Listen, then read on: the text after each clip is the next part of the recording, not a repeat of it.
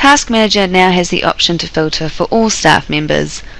If I come up to the Task Manager here, so open staff tasks, it's only showing this one staff member. Now I can come in here and change it to all.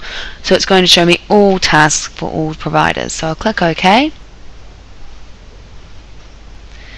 And now I have a list of tasks. So this is quite handy for a practice manager if they're wanting to keep tabs on all the tasks for users at the practice.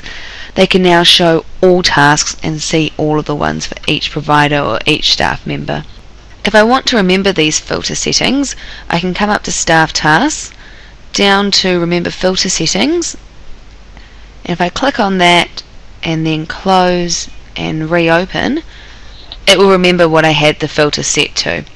So that Staff Task drop down will only be available when the task window is open. The address book has been enhanced to allow the searching of address book entries by first name and surname. So it's just like when you're searching in the patient search, the F2 screen, and you type in a little bit of the last name and a little bit of the first name. You can now do that in the address book as well. So this is for when it's used from the To area of an outbox document, or from the Contacts section of the Accounts tab within the patient register. I'll start by putting a patient on the palette, so F2 and mouse. Okay. Now if I come to the patient at register, so F3 or this icon here, and to the Accounts tab, I can type in a little bit of the last name and first name, and now it's brought up the GP. So just like in the patient search, I've typed in a little bit of the last name and a little bit of the first name, and it's brought up the doctor. So showing that again, I can also just type for the first name, so no last name, space, and then just the first name, and that also brings up the contact that I'm looking for.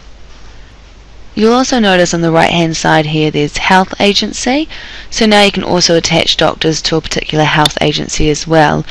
And what you can do is actually search on these health agencies. So if I come to the Advanced tab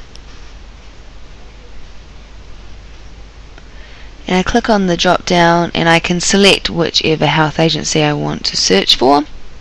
Click on search and it shows me the contacts that are under this health agency. And we can also see this from the address book. So I'll just exit out. I'll just open the address book. And here we can see the health agencies for the contacts, and if I want to add a health agency for a contact or update it, I just need to double click on the contact, and then I've got the drop down health agency here. So I can select from the list, or I can select to add. So if the health agency I want isn't there, I can just add it in. Another enhancement of the address book is the auto allocate codes, and that's quite handy for accident and medicals that are often updating their address book. So now instead of having to think of a new code for a doctor, it will just automatically allocate this. So I'll just open the address book again, and I click on new or Control N.